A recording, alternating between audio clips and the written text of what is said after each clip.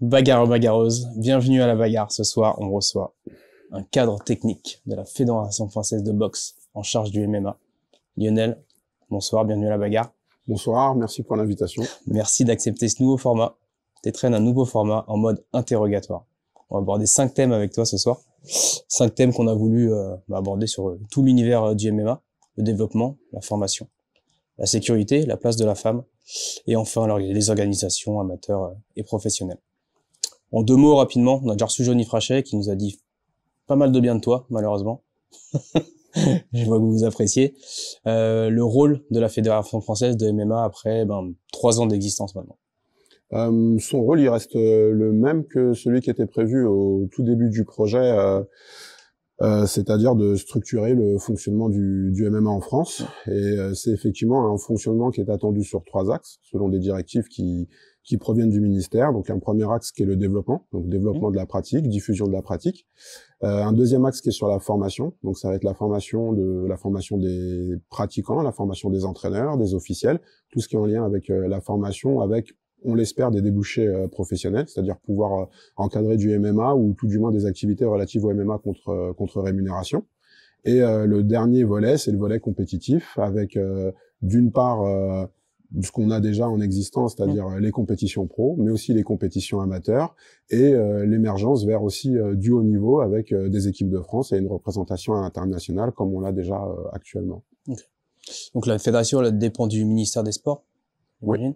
Oui. Après 3 ans, je pense que les débuts étaient difficiles de se faire une place. Après 3 ans, est-ce que vous avez gagné un peu de considération parmi les autres sports? En fait, à partir du moment où il arrêtait à déterminer que le MMA allait être rattaché à la Fédération française de boxe, on est rentré dans le giron du sport français. C'est-à-dire que dès ce moment-là, on fait partie des textes. On l'a fait, hein, on sollicite les CREPS, qui sont des établissements régionaux dans lesquels on trouve les sportifs de haut niveau. On a certains pôles, des pôles jeunes, des pôles France, qui sont dans les CREPS qu'on retrouve sur toute la France. On a accès aux CREPS. On dit voilà, on est activité MMA, on veut faire un passage de grade au CREPS de Talence qui est à Bordeaux.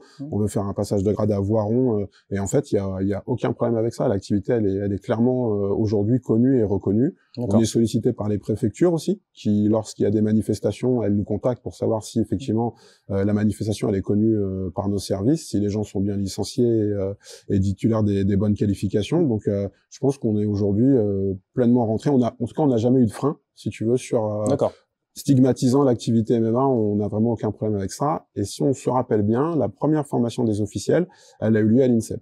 Donc les 20 premiers officiels formés, qui sont toujours là en activité, ont été formés à l'INSEP et on était en septembre 2020, donc dès le départ. Et c'était le handball, si je me rappelle bien, qui vous avait... Alors on a aussi sollicité, on avait fait la formation des officiels en septembre 2020, et on a fait un passage de grade l'année dernière à la Maison du Hand, avec certains acteurs historiques qui nous ont rejoints. Et en fait, c'est vraiment pour dire qu'aujourd'hui, dans le paysage, ça se passe bien, on est reconnu, quoi. Bonne nouvelle. Très bonne nouvelle. Pour les amateurs de MMA. Première assemblée du comité exécutif qui a eu lieu récemment. Oui. De quoi vous avez discuté? Quels sont les membres qui la composent? Et comment ils sont élus?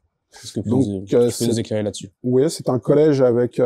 c'est un ensemble avec différents collèges. On va retrouver le collège des officiels, le collège des médecins, des entraîneurs, des athlètes. Il y a un collège aussi de personnalités.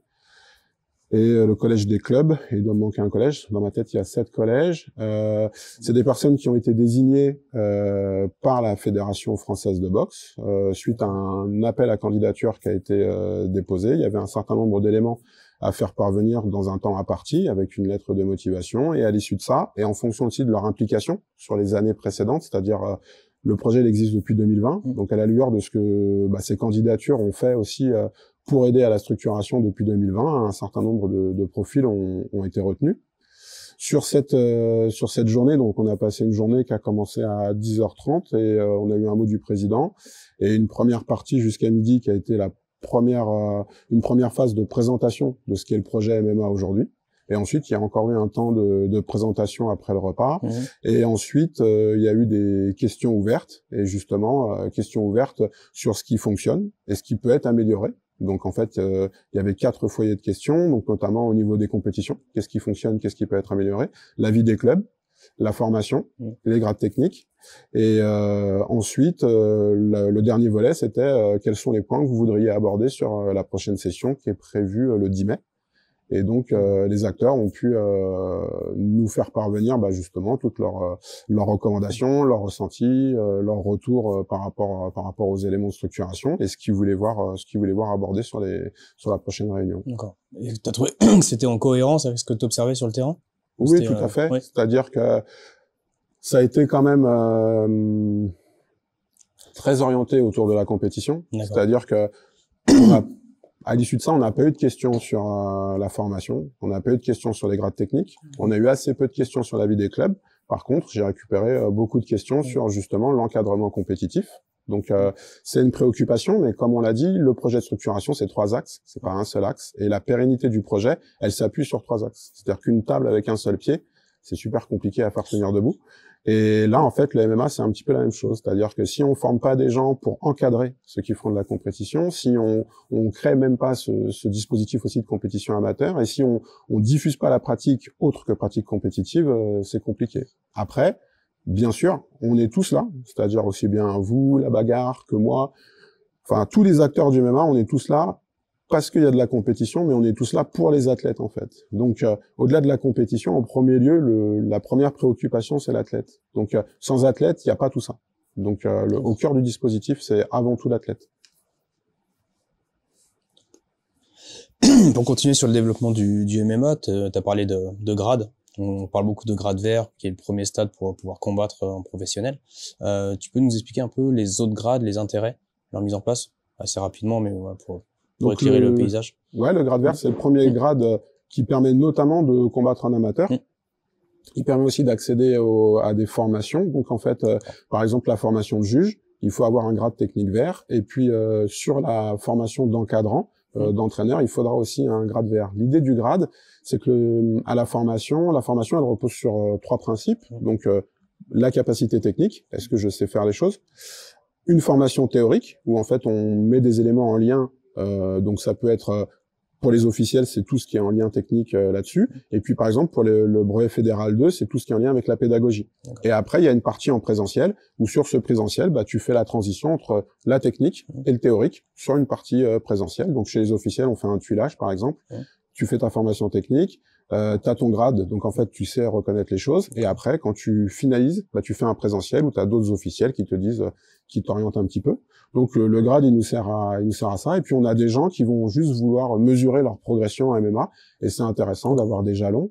C'est aussi intéressant dans une stratégie de développement de diffuser le MMA, donc qu'on puisse faire du MMA dans les écoles, qu'on puisse en faire à l'université, qu'on puisse en faire au collège, au lycée, qu'on puisse en grosse faire ambition. dans ce qu'on appelle ouais, mais c'est pas une utopie. Moi, quand j'étais au collège, je fais du javelot. Ouais.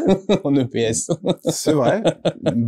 Et du lancer de poids. Il faut retourner au collège et peut-être que dans quelques années, on fera aussi du MMA. En tout cas, c'est l'ambition. On a une demande. C'est-à-dire que le sport, il est populaire. Il est aussi populaire auprès de ce public jeune-là. Et ça nécessite un encadrement qui soit progressif et adapté. Et le grade, il nous aide à ça. C'est-à-dire que on avait une grosse réflexion sur comment on fait à un enfant de 8 ans pour lui apprendre une kimura, comment on fait pour apprendre certaines formes de corps. Est-ce que finalement le MMA pour les enfants, c'est du MMA pour adultes qu'on fait sur des petits? Ça n'a rien à voir. Donc par rapport à ça, avec Johnny, on s'est appuyé sur ce qui s'appelle le DLTA, c'est le développement à long terme de l'athlète, qui est utilisé notamment par les Canadiens, très très fort, et toute la structuration du sport au Canada, elle est faite autour de ça, où je commence par m'amuser, pratiquer, s'amuser à s'entraîner, s'entraîner à s'entraîner et s'entraîner pour gagner en vue de faire de la performance. Mais après la performance, il y a une vie. C'est-à-dire que c'est la partie vie active où je continue à faire du MMA et pour m'amuser parce que ça me plaît. Donc en fait, le système de grade, il nous a permis de jalonner tout ça. Donc grade vert, première étape. Ensuite, on a d'autres grades. On a le grade bleu et le grade violet. Et ensuite, on a le grade marron et le grade noir. Et donc, ce qui est attendu, c'est aussi, par exemple, brevet fédéral 2, grade vert. Et le grade marron, lui, ce sera sur le brevet fédéral 3. En fait, on veut aussi s'assurer que les encadrants, ils ont la capacité technique de pouvoir faire les choses. Au même titre que au judo, il te faut une ceinture noire pour être enseignant. Au tennis, il faut un certain classement aussi pour pouvoir faire des choses. Et ben là, en fait, c'est ça. C'est vraiment dissocier la pratique technique de la pratique pédagogique ou de la pratique en qualité d'officiel, etc. Et aussi pouvoir jalonner le parcours et proposer des choses qui soient progressives. On voit que c'est vraiment un travail de fond et un travail sur le long terme. Ça, c'est ça qui est très intéressant. Avant de revenir là sur le DLTA dont tu as parlé, juste finir sur cette question de grade. Comment ça a été perçu? Parce qu'il y a beaucoup de coachs qui ont des diplômes des BBGEPS, des choses comme ça, qui coachaient, qui étaient coachs de MMA. Maintenant, vous arrivez, je dis vous, fédération, Ouais. avec vos systèmes de grades. Comment c'est perçu justement de ces personnes-là qui avaient pas de grade, qui se disent potentiellement ça sert pas à grand chose, moi Ouais. j'ai un BP et en plus je suis pro MMA, etc. Ouais. Est-ce qu'on peut se rappeler du coup à quoi sert le BP? Donc le BP c'est un diplôme professionnel, c'est-à-dire que c'est un diplôme qui permet d'encadrer, d'entraîner l'activité contre rémunération. Il y a 3 niveaux. Il y a le BP où on fait de l'encadrant animation. Il y a le DE qui est un niveau pour l'entraînement et du coup pour le perfectionnement. Et après il y a le DES qui est sur la performance. Donc ça fait BP, DE, DES. Si on arrive avec un BP, sachant que la mention MMA n'existe pas, ça veut dire que je vais arriver avec un BP judo, ou un BP karaté, ou un BP sport de contact. L'idée, c'est de se dire que finalement, un BP sport de contact pourrait encadrer l'activité MMA, en fait. Mais au même titre qu'un BP savate boxe française, ou qu'un BP karaté, ou qu'un... On s'est dit pendant très longtemps que le MMA était un sport particulier. On a dit pendant très longtemps sur tous les réseaux, sur tous les tons de clairon que, en fait, non, le MMA, c'est un truc spécifique, c'est pas justement d'agglomérer des techniques parmi des techniques. On a eu beaucoup de puristes pour faire ça. Et aujourd'hui, quand on en arrive sur une phase de formation, on en vient à une reconnaissance des qualifications qui ne sont pas les nôtres pour pouvoir exercer l'activité pour laquelle on s'est battu. Donc, c'est un peu paradoxal. Maintenant, c'est pas du tout fermé. C'est-à-dire que ces diplômes-là, ils permettent d'avoir des allègements sur le dispositif de formation. Par contre, il faut quand même que techniquement, moi, par exemple, j'ai un BP Muay Thai, j'ai un DES kickboxing. Je pense pas que je puisse arriver avec mon BP Muay Thai à la fédé de judo en leur expliquant que parce que je fais du MMA et que je fais des projections, je peux encadrer l'activité judo. Et effectivement, ça fait sourire parce qu'en fait, ça sera jamais compris ni accepté. Le principe des grades, on n'a vraiment pas eu l'audace de dire ah bah toi t'as fait toi t'étais à l'UFC, toi t'étais au Pride, bah tu viens et puis tu vas nous faire une recomposition et puis là tu vas faire un relevé en base. C'est pas du tout comme ça que ça s'est passé. Ce qui s'est passé, c'est que sur les acteurs historiques, on a envoyé des mails et des mails et des mails et des convocations et des WhatsApp pour créer des sessions spécifiques où ces acteurs-là pouvaient venir pour être évaluateurs de grade. Et on a eu plein de monde. On a eu Cyril Diabaté, on a eu Tahar Abdi, on a eu Michael Lebou, on a eu plein de gens que vous avez eu ici parce qu'on voulait surtout pas dire bah toi tu vas passer le grade. On n'est pas impertinent à ce point. On a une reconnaissance de ce qui a été fait avant. On était là avant. On n'est pas arrivé en 2020. On connaît à peu près tout le monde. On sait ce qui se fait. Donc en fait, on a un grand respect pour ça. Les portes ont été ouvertes. En devenant évaluateurs de grade, ils acquièrent le grade marron. L'intérêt, c'est que ces acteurs historiques qui ont une compétence technique, ils puissent eux valider les gens qui vont venir passer les grades. Donc ça veut dire que les évaluateurs de grade, ils sont garants du niveau technique en France. C'est-à-dire, moi, je suis content qu'il y ait un Boris Johnston, ils me disent, il soit évaluateur de grade, il vient, on a Mathieu Nicourt, on a Benjamin Sarfati, on a des gens qui sont venus, Mamour Fall, il est venu pour passer le grade, lui. Carrément. Mamour Fall, il est venu, il était en tenue. Mamour Fall, jamais tu as dit, non, il est venu, il s'est prêté au jeu. Damien Losco, il est venu, non, mais on les a pas convoqués. Ils ont dit, il y a une session, je viens. Ils sont venus de même. Et c'est nous, sur les listings, on se dit, ah. Et en fait, Damien Losco, il est venu, il a dit, non, moi, je viens. Damien Losco, il vient, il passe son grade. Enfin, tu vois, on est vraiment humble face à ça. Et ça a vraiment pas été de dire, nous, on est une tour d'ivoire, on est tout en haut. On a des fouets, on les fait claquer et on dit, vous allez tous passer vos grades. C'est pas du tout ce qui s'est passé. Donc, en fait, il y a eu des invitations qui ont été montées. On a fait des formations évaluateurs de grade. On vient encore d'en finir une, là, de formation évaluateur de grade, où justement James Chiavo et Jamie Chiavo sont venus. On l'a fait en Corse pour faire une formation évaluateur de grade dans le Sud, parce que moi, ce qui m'intéresse, c'est d'avoir ces qualités-là et ces capacités-là. Et il y a des tas d'acteurs que Johnny, il y a des gens qui connaissaient pas, moi il y a des gens que je connaissais pas, il y a des gens qui sont venus à nous, on a dit ah bah comment on peut faire, et effectivement le but c'était ça. Ça a jamais été, c'est pas du tout un ensemble fermé. Et ces évaluateurs de grade, bah c'est eux qui seront garants du niveau technique en France. Et c'est là qu'on réinvestit l'expertise de ces gens-là. C'est pas en photocopiant et en distribuant des diplômes professionnels, puisqu'en fait, il y a aussi, il faut bien le savoir, sur ces diplômes professionnels, on a très peu de gens qui vivent vraiment de l'encadrement de l'activité MMA. C'est-à-dire que Aujourd'hui, moi, je peux pas monter de brevet professionnel en MMA, je peux pas monter de BP MMA, ni de DMMA, ni de DES MMA, tant que j'ai pas prouvé à un organisme qui s'appelle France Compétences qu'il y a de l'emploi en qualité de animateur, moniteur de MMA, entraîneur de MMA et directeur sportif avec un DES MMA. Donc, tant que je peux pas prouver ça, France Compétences ne m'ouvrira pas l'accès sur ces diplômes-là. Donc, je vais rester avec cette valence, avec les brevets fédéraux. Et là, on essaie de trouver des solutions pour que justement les gens puissent encadrer contre rémunération l'activité MMA. Ok. Très intéressant la partie donc développement DLTA, développement sur long terme de l'athlète, qui est utilisé notamment surtout aux États-Unis. Ça paraît en décalage avec ce que tu dis, parce que j'ai l'impression, comme une fédération jeune, je pense que t'as pas beaucoup de moyens. Et t'es quand même à la pointe, vous êtes quand même, parce que j'en ai beaucoup avec Johnny lors de son interview, de recherche de la performance, toujours améliorer de nouvelles technologies, s'inspirer de ce qui se fait de mieux, même aux États-Unis. Comment tu fais pour concilier les deux, justement? Il y a des tas de choses qui ont été faites et qui n'ont rien coûté, si ce n'est le temps passé à devoir les étudier. Donc en fait, de formation, comme je l'ai dit, moi j'ai passé mon DES à l'INSEP. Ensuite, j'ai passé un diplôme universitaire de préparateur physique et j'ai le professorat de sport en boxe anglaise. Donc toutes ces formations, elles m'ont permis de rencontrer d'autres disciplines et de rencontrer d'autres intervenants qui formaient sur ces disciplines et à tous les niveaux en fait. Et aussi d'avoir cette curiosité sur ce qui se fait dans l'encadrement de l'activité sport et le développement de l'activité. Et c'est sur ce parcours qui a duré moi à la base j'étais développeur d'applications, c'est-à-dire que je travaillais dans une entreprise et je m'entraînais le soir et j'ai passé mes diplômes à côté de ça et c'est-à-dire que c'est pas ma formation initiale, c'est une formation que j'ai faite et que j'ai faite sur une période de 10 ans. Donc et c'est sur ces 10 ans où finalement tu rencontres des choses et tu te dis nous l'activité elle était pas connue et tu te dis moi je trouve que ça c'est intéressant pour l'encadrement de la pratique et puis tu avances et puis tu découvres des choses. Et la chance qu'on a eue, la magnifique opportunité, c'était en 2020 de dire vous avez l'opportunité de faire quelque chose et là on se dit c'est chouette parce que tout ce que j'ai vu au cours de ces 10 années de formation, j'ai pas de cadre, j'ai pas de carcan et peut-être qu'on va pouvoir le faire pour nous. Et vu que ça a bien marché dans ce pays-là, vu que ça a bien marché avec cette discipline, il n'y a pas de raison que ça marche bien avec la nôtre, c'est juste une orientation sur comment on va faire les choses. C'est-à-dire que si on fait un déroulé pédagogique, si on définit une didactique sur comment on fait pour enseigner les MMA, pourquoi ne pas s'appuyer sur le DLTA qui est très récent,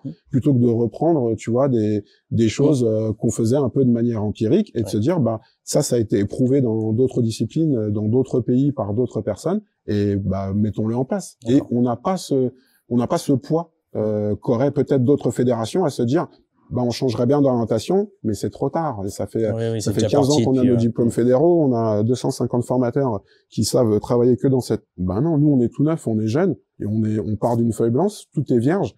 Justement, poussons les portes, on n'a pas de limite. La seule limite qu'on a, elle est intellectuelle. Ça coûte rien d'ouvrir un bouquin sur le DLTA, ça coûte rien de télécharger des PDF. Tu tapes DLTA karaté sur Google, tu vas voir les PDF. En plus, les Canadiens, c'est top parce qu'ils parlent français. Donc, c'est utilisé à Amérique du Nord. Français. Ils utilisent le français et du coup, mais quand tu lis, il n'y a pas l'accent. C'est ça. Ouais, ils écrivent, mais après. C'est dommage. Mais finalement, tu peux très facilement récupérer toutes ces informations-là et après t'en inspirer. Donc, et ça nous permettra d'avoir une cohérence aussi sur justement le dispositif de formation. Sachant que, comme on le dit, le dispositif de formation, il va amener à un nouvel encadrement de la pratique. Ça facilite aussi la diffusion. Et puis, la finalité, c'est de faire aussi, bien sûr, comme tu l'as dit, de la performance sur un premier volet qui est amateur à l'international, pour qu'on ait des pros de bonne qualité. Et si on a des pros de bonne qualité, les combattants français seront... Moi, j'étais là à une époque où les Français étaient des faire-valoir, où tu étais appelé en short notice aux États-Unis, appelé en short notice au Japon, pour faire des combats très très compliqués. Et comme on n'avait pas de MMA en France, oui, les Français ils y allaient et c'était archi courageux parce qu'on savait comment ça fonctionnait. Moi j'étais à haute tension, il y avait David Baron, il y avait Bendy Casimir, il y avait Jean-François Lenog et du coup tu voyais les trucs tomber et il fallait mettre. Et oui, les Français ils arrivaient avec tu vois le couteau entre les dents et ils y allaient et on était appelés au dernier moment. cette image-là, il faut qu'on la chasse. Il faut que, moi, j'ai envie que ce soit l'inverse. J'ai envie que quand les gens viennent combattre en France, ils se grattent la tête en disant, ah, le niveau, il est élevé. Ouais. Au même titre que le niveau amateur en Angleterre, faut y aller, faut aller les voir. Avec l'IMAF, quand j'étais sur l'encadrement des équipes de France, moi, je faisais les sorties entre les compétitions en Angleterre. Et il fallait voir le niveau en Angleterre, parce qu'en Angleterre, t'as du MMA le week-end. Moi, je veux des Paddy Pimblett jusqu'au plafond. C'est ça mon but. Parce que le circuit amateur est le circuit amateur est développé. Et du coup, ça te fait des gens qui arrivent sur le circuit pro avec déjà un bon passif amateur. Et c'est plus des faire-valoir. Ouais. C'est pas vrai. Et Axel Sola, on fait la finale championnat du monde au Bahreïn. On prend un Américain, il a 25 combats. Et Axel, il a beaucoup moins de combats. Et on sait qu'on tombe sur des gens expérimentés. Et l'idée, c'est que maintenant, les gens expérimentés, ce soit nous. Et qu'on ait des amateurs expérimentés. Et si on a des amateurs expérimentés, eh ben, ça nous fera des pros qui seront plus aguerris et qui, par conséquent, gagneront aussi un peu mieux leur vie parce qu'ils seront plus aguerris. Et les répercussions aussi se feront sur les clubs. Donc, l'idée, c'est que ça marche dans le système, comment dirais-je, un peu comme un dispositif de formation, comme tu le retrouves au foot, pour faire des pros de bonne qualité. C'est aussi ça l'ambition, en fait. Donc, il faut... avant d'être tout là, il faut réfléchir et déconstruire pour que, si tu veux, au tout départ de comment on fait pour faire une Kimura à 8 ans, on arrive à faire des UFC Paris, ça le comble. Mais il y a un lien entre tout ça. On sait que 2025, ça va être une date charnière pour la fédération. Pourquoi 2025? Tu peux nous expliquer? 2025, c'est ce qu'on appelle, c'est le renouvellement des contrats de délégation. C'est-à-dire que tous les 4 ans, chaque activité sportive produit un document qui est transmis au ministère des Sports et le ministère des Sports décide si la fédération conserve ou non l'activité. Donc, si elle la conserve, hop, on renouvelle la délégation jusqu'à la prochaine Olympiade. Et les Olympiades, entre chaque Olympiade, il y a 4 années. Donc, ça, c'est fait tous les 4 ans. Ça veut dire que, admettons, une activité donnée, elle est portée par une fédération, donc fédération française de, je sais pas moi, de cette activité. Et ben, elle doit, au bout de 4 ans, dire, voilà ce qu'on a fait en termes de formation. Combien de personnes on a formé, voilà ce qu'on fait en termes de développement, ce qu'on a fait au niveau des clubs, ce qu'on a fait dans les territoires, ce qu'on a fait sur le développement de la pratique féminine, de la pratique en situation de handicap, voilà ce qu'on a fait sur le plan international pour faire rayonner la France, etc., etc. Et en fonction de ça, le ministère, il arbitre et il redonne la délégation. Pour l'instant, l'activité boxe, elle est discipline associée, l'activité MMA, elle est discipline associée de la Fédération française de boxe. On a rempli, le ministère nous a contacté en mars de l'année dernière et pour dire vous en êtes où, qu'est-ce que vous avez fait, tac tac tac. On a montré la feuille de route qui correspond au projet depuis 2020 qui est connu depuis 2020, il n'y a pas d'extravagance, on suit le même plan, on n'est pas en retard, on est pile dans les temps. On a dit voilà où on en est, voilà où on est censé aller. D'autres fédérations s'étaient proposées à ce renouvellement. La confiance du ministère a été reconduite sur la Fédération française de boxe pour mener à bien le projet. La boxe a toujours dit qu'elle ne voulait pas garder le MMA. C'est-à-dire que ça a été entendu, que c'était un accompagnement pour la structuration et que à un moment, le MMA, à la fin de cette période de structuration, qui est attendue donc en 2025, le MMA pourra voler de ses propres ailes. Donc là, le boulot actuel consiste à, si tu veux, ma mission à moi, c'est de faire en sorte que le projet, il soit livré, livrable et qu'il soit consistant et stable.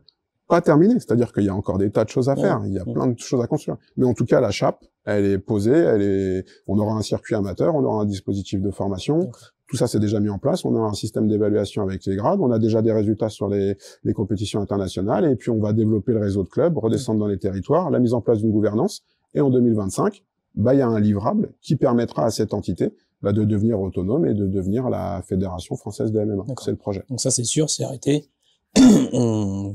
La Fédération française de MMA quitte la tutelle de la boxe, entre guillemets, en 2025.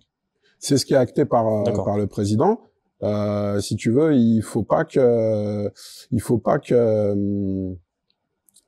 concentrer un maximum d'énergie, si tu veux, pour que ça arrive. C'est-à-dire que, qu'est-ce qui pourrait faire que ça dévie de la route? Ça déviera pas de la route, mais si tu veux, il faut que ce qui sorte soit, ce que je veux dire par là, c'est qu'il faut que ce qui aboutira à l'issue de cette période, il faut que ce soit bien stable. Et en fait, c'est pas que moi, c'est pas que mon travail et c'est pas que sur mes épaules. C'est-à-dire que si les clubs s'affilient pas, s'ils prennent pas de licence loisirs, s'il n'y a pas cette dynamique, si on n'a pas suffisamment d'évaluateurs de grade parce qu'ils ont pas envie, si les gens ne viennent pas dans cette dynamique fédérale pour des raisons X ou Y, et on y travaille en fait pour ramener les gens dans la dynamique fédérale, mais si en fait ils n'aident pas à cette dynamique qui leur permette d'avoir l'autonomie, malheureusement le projet de 2025 il sera produit, mais il sera pas aussi fort qu'il aurait pu être s'il y avait vraiment eu une synergie et justement un accompagnement pour faire avancer les choses en fait. D'accord. On reste confiant. Ouais, toujours confiant. On va passer sur l'encadrement, l'action de formation autour de l'athlète, soit pro ou amateur. On va essayer de balayer un peu tout. On a reçu Michael Lebout récemment, avec qui on a échangé sur ces notions de protection de l'athlète et surtout le fait qu'il n'y ait pas de syndicat.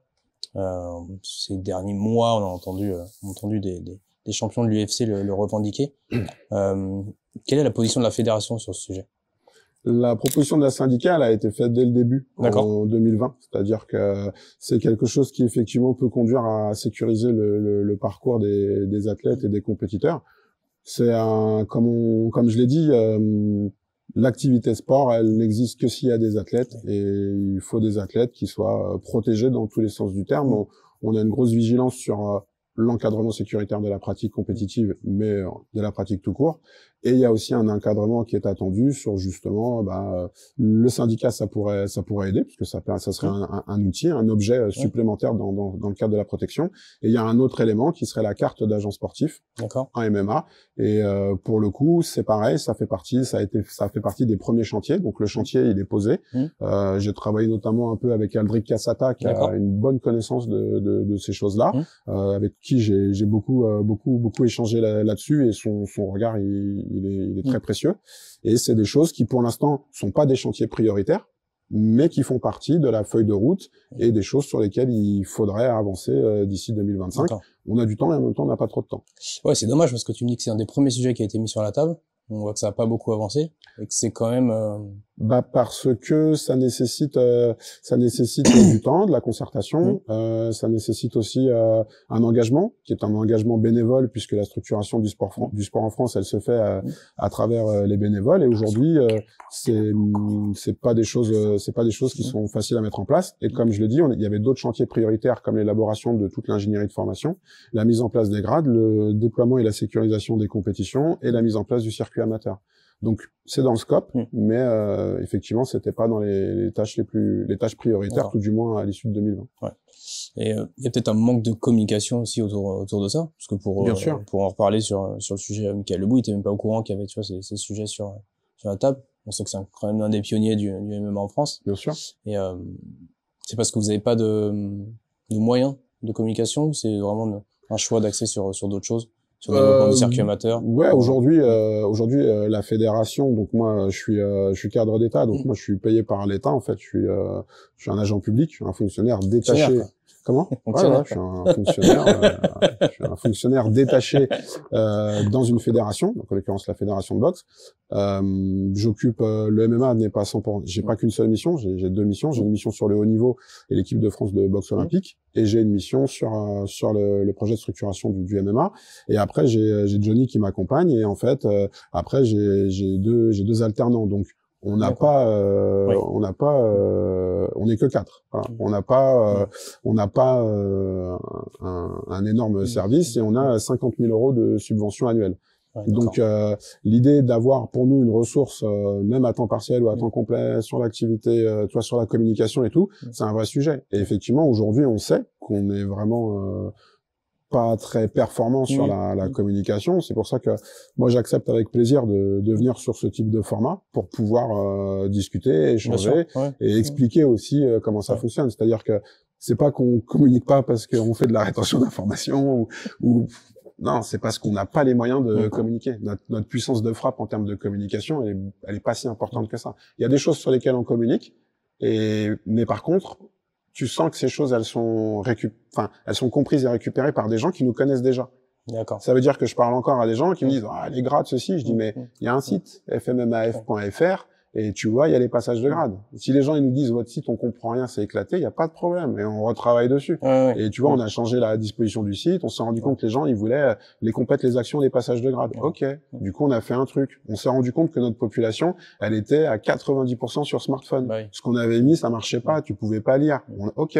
Et tu vois, on fait les choses, on n'est pas des pros du marketing ni de la communication, j'ai pas de service dédié marketing communication, j'ai pas de photographe, j'ai pas de vidéaste parce que tout ça c'est de l'argent qu'on n'a pas et c'est toujours pareil. Pas d'affiliation, pas de prise de licence, pas de prise de licence. Moi, j'ai pas suffisamment de ressources aujourd'hui pour pouvoir, en tout cas, muscler ce type de service. On va continuer sur les moyens, justement. Pas de syndicat, ça veut dire pas de couverture vraiment de combattants. Ils sont combattants amateurs ou pros. Ils n'ont pas forcément de couverture en cas d'accident. Je pense à des mutuelles ou des choses comme ça que tu peux avoir en entreprise. Mais ils ont tu vois, quand j'étais à la CFMMA, on avait une très grosse problématique. Comment assurer les combattants? C'est-à-dire vraiment, je me suis vraiment creusé la tête. Je travaillais avec Julien Brondani à l'époque. C'était sous la tutelle de Bertrand Amoussou. Et l'idée, c'était de se dire bon, ok, bah là, on part au Bahreïn.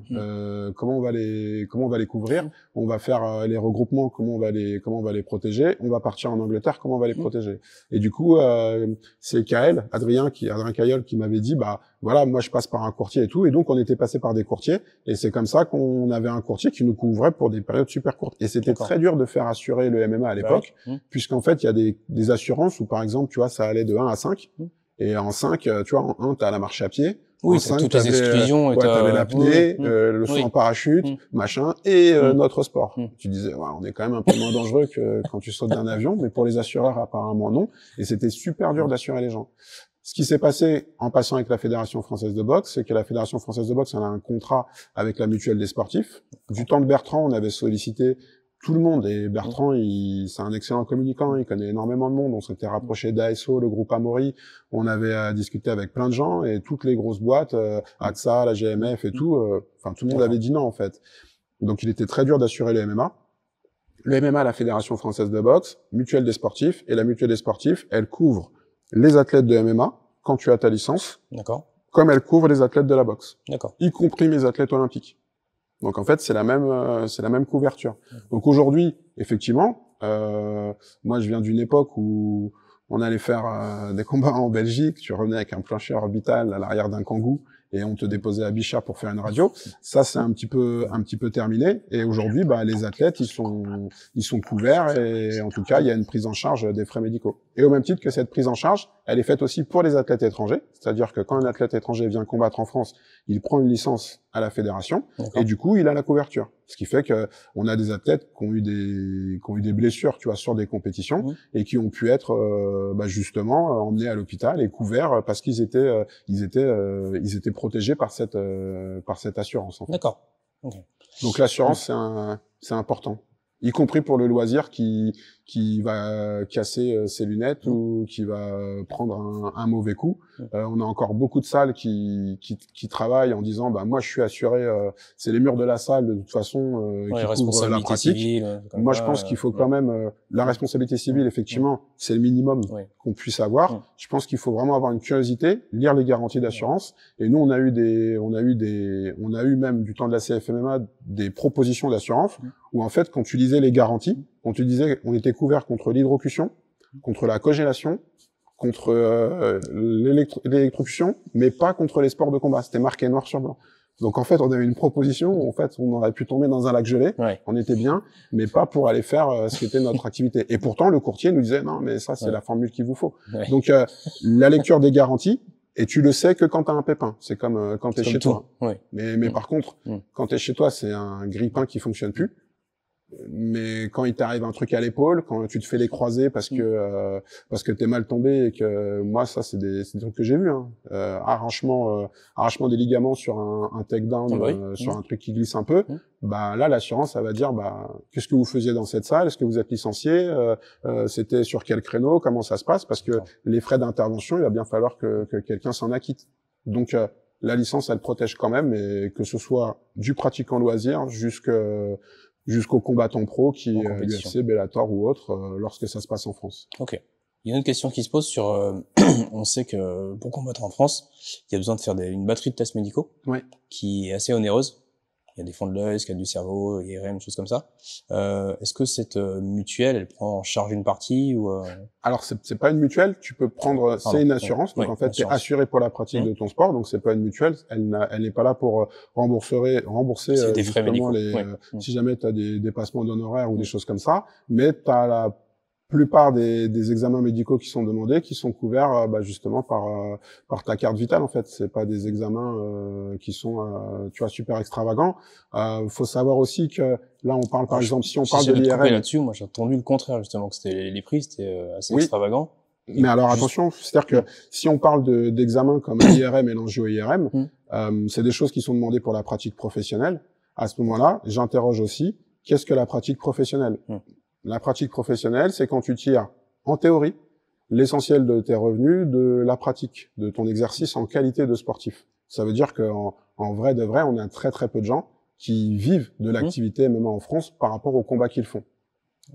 D'accord. Après, c'est un examen que tu vas faire une fois dans l'année pour faire un combat pour lequel tu es payé.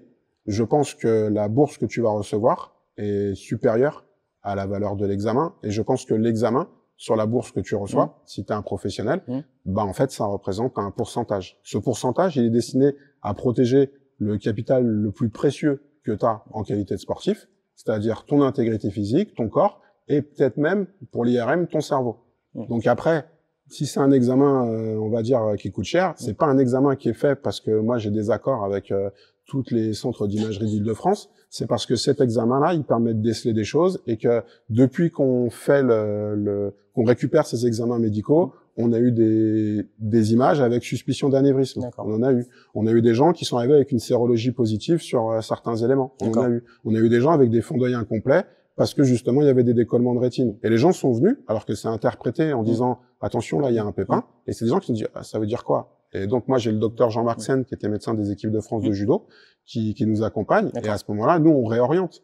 Mais ça veut dire que ces examens là ils permettent quand même de déceler des choses qui à la base altèrent ta santé et peuvent même peuvent entraîner de graves complications. On ne demande pas ces examens pour le plaisir. Donc en fait, on a une notion de responsabilité et quand quelqu'un combat en professionnel, je veux être sûr que, comme on l'a dit, pour moi c'est l'athlète qui est au centre et moi je veux être sûr que l'athlète il est en pleine santé.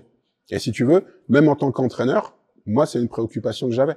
J'aurais jamais laissé combattre un des miens avec un fond d'œil qui fonctionne pas, on n'aurait jamais fait. Enfin, moi je l'aurais pas fait. Et du coup, et même toi en tant qu'athlète, je pense que tu es content de te dire que oui, tu es en pleine forme, que tu as un suivi qui est plus que n'importe quelle personne, puisque tu fais plus d'examens, tu soumets ton corps à des sollicitations qui sont plus importantes, mais tu fais aussi des examens pour t'assurer que tout fonctionne bien. Donc faut pas le prendre comme une sanction ou genre on a sorti ça du chapeau.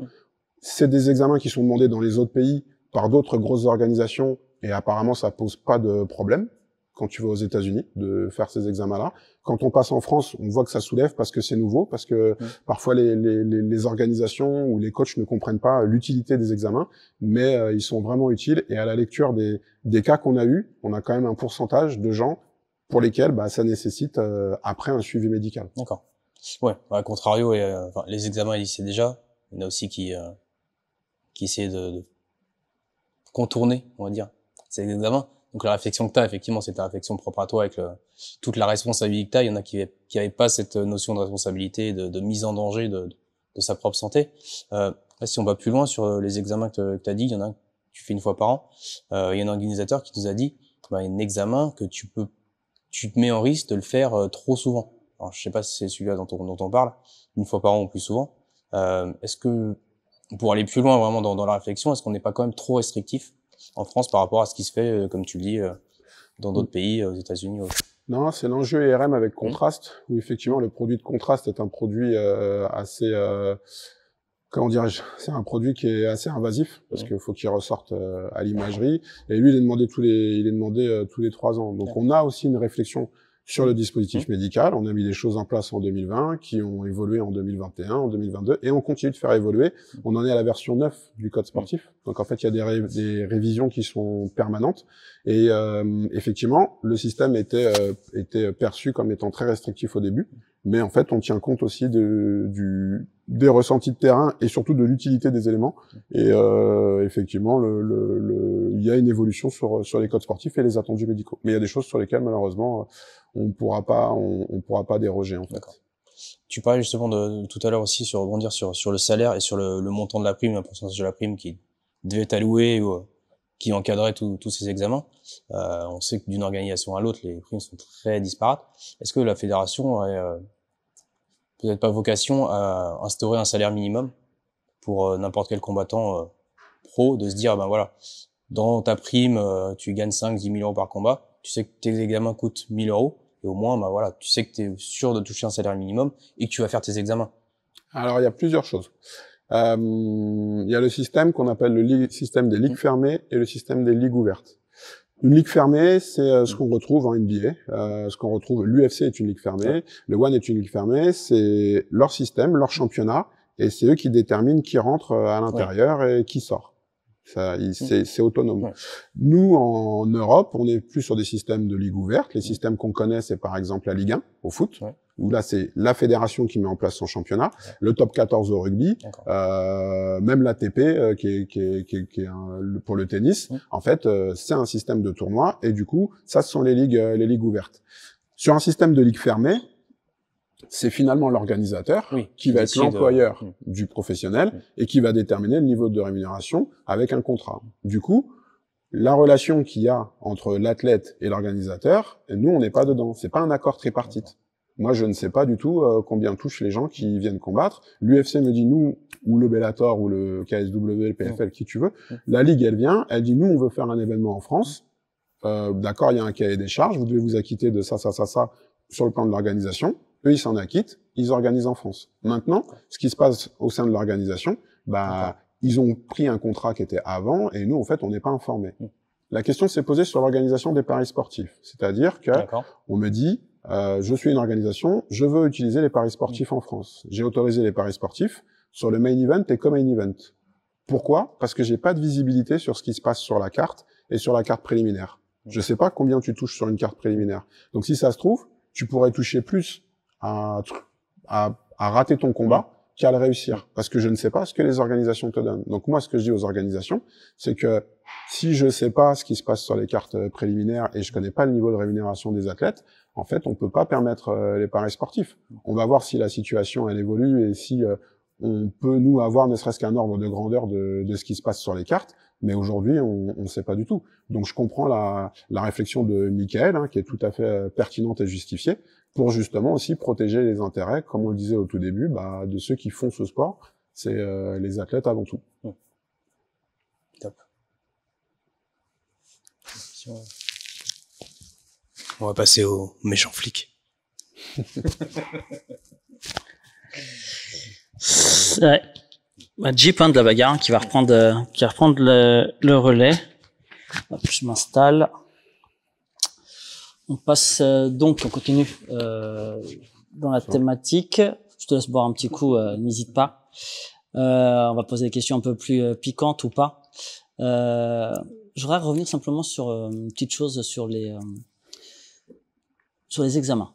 Est-ce que ce sont exactement les mêmes examens qu'on pratique chez les pros, chez les amateurs? Tu vas me dire, je pense que non. Même c'est un socle, peut-être. Mais surtout chez les athlètes femmes et hommes. Est-ce qu'il y a une différence ou pas? Non, il n'y a pas. Les femmes, elles doivent juste produire une attestation de non-grossesse, c'est tout. C'est ça, c'est bien ça, oui. On est d'accord. Pourquoi je te dis ça? C'est parce qu'aujourd'hui, voilà, ça commence, bien évidemment, les années avancent, la société change. Aujourd'hui, par exemple, on sait que la menstruation, tu vois, les règles, pose problème, entre guillemets, quand je dis pose problème, c'est-à-dire que voilà, il y a des femmes qui en souffrent énormément. On voit aujourd'hui que dans certains pays, elles peuvent poser des congés, la mairie de Paris aujourd'hui en parle aussi, etc.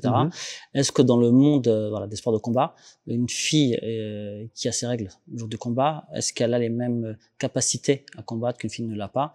Est-ce que ça, ce sont des questions qui vous sont posées? Est-ce que vous travaillez dessus ou pas? Alors, C'est quelque chose qui est abordé dans le brevet fédéral 2. C'est ce qu'on appelle la triade féminine, où en fait on est encore plus concerné, nous, parce qu'on est sport à catégorie de poids. Donc c'est-à-dire que en étant sport à catégorie de poids, tu dois modifier ton régime alimentaire. Par conséquent, c'est un régime qui peut entraîner des carences, et ces carences, associées à un cycle menstruel plus une activité de contact, peuvent arriver à où tu as une altération du tissu osseux ou une ostéoporose précoce. Donc en fait, ça fait partie du brevet fédéral 2, qui est destiné justement aux encadrants qui souhaitent être justement sur l'activité MMA. Donc oui, c'était une préoccupation. Le brevet fédéral 2, il a été rédigé, tu vois, en 2020, et il y a une réflexion sur la prise en charge du public féminin, et y compris dans l'entraînement. Et finalement, entraîner le public féminin, c'est pas exactement comme entraîner un public masculin par rapport justement au cycle et au fait qu'on soit sport à catégorie de poids. Tu es en train de nous spoiler quelque chose. On reviendra dessus justement, parce qu'on a justement l'une des thématiques qui est la place de la femme justement dans le MMA, et je pense qu'on va revenir sur ce type de sujet. Là, si on reste sur donc la thématique sur l'action et la formation donc de l'athlète, on a vu aujourd'hui qu'il y a une problématique sur les salaires, comme on disait tout à l'heure, c'est-à-dire voilà, c'est vrai qu'il y a selon t'es dans telle ou telle organisation, tu vas pas toucher la même chose, on sait pas, parce que même vous le savez pas. Et on a remarqué aussi par rapport à ça, ils ne savaient même pas comment récupérer leurs sous, parce qu'on leur explique pas. Certains ont découvert le jour J, je peux pas récupérer mes sous, vu que je suis pas une entreprise. Et l'organisateur peut pas te donner les sous comme ça. Donc ça aussi, est-ce que c'est à la fédération d'expliquer, de former en amont ce type de choses? Et par la même, il y a aussi aujourd'hui, on sait très bien que pour gagner de l'argent, parce que c'est ça, le nerf de la guerre, c'est gagner des sous, se valoriser, c'est aussi de se médiatiser. Donc là, on vient par rapport aussi au réseau. Est-ce que tu as aussi une formation qui concerne aussi, tu vois, ce côté-là des réseaux médiatisés, etc. Alors, ce qui a été proposé, le projet de 2020, j'ai mis en place un ensemble de webinaires. Il y a eu pas mal de webinaires, il y a eu beaucoup de présentations du projet au tout départ pour dire ce qu'on allait faire, etc. Il y a eu la proposition des grades techniques qui n'avait pas forcément été bien accueillie, et dans les propositions, la création d'un statut professionnel et d'une forme juridique qui serait à déterminer, et notamment d'un statut auto-entrepreneur, pour permettre aux professionnels de pouvoir récupérer leur argent. Ça n'a pas été non plus favorablement bien accueilli par un certain nombre d'acteurs, et même des acteurs qui sont venus s'exprimer ici. Et du coup, ça a été retiré. C'est-à-dire que moi, comme on a dit, il y a une priorisation. Et du coup, tollé, oui, mais je vais perdre un quart de ce que je touche, etc. Ouais, je sais, mais en fait, c'est ce qui permet déjà d'avoir les 3 autres quarts. Mais si vous voulez, on peut faire comme on faisait avant, il n'y a pas de problème.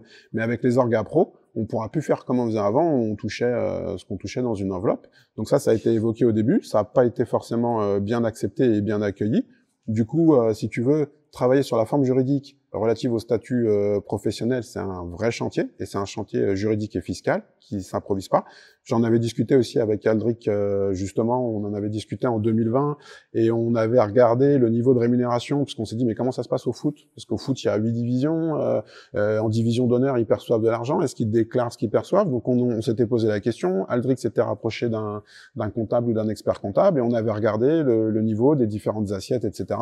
Et en fait, on n'est pas allé plus loin, parce qu'il n'y avait pas d'urgence ni de demande de terrain là-dessus, et par rapport au chantier à prioriser. Mais en tout cas, ouais, ça a fait l'objet d'une réflexion. Après, sur le média training, on n'en fait pas. Je pense que si on en faisait, on serait les premiers concernés, puisqu'on c'est vraiment pas notre fort. Et tu as raison, c'est des choses dans la prise en charge de la carrière de l'athlète qui pourraient vraiment être des formations à mettre en place et à proposer pour que les athlètes soient effectivement bien formés là-dessus. Ouais. Et dernière question justement sur la formation des athlètes. On voit souvent qu'ils sont mal entourés. Quoi, certains. Pas tous, on va pas généraliser, c'est pas vrai.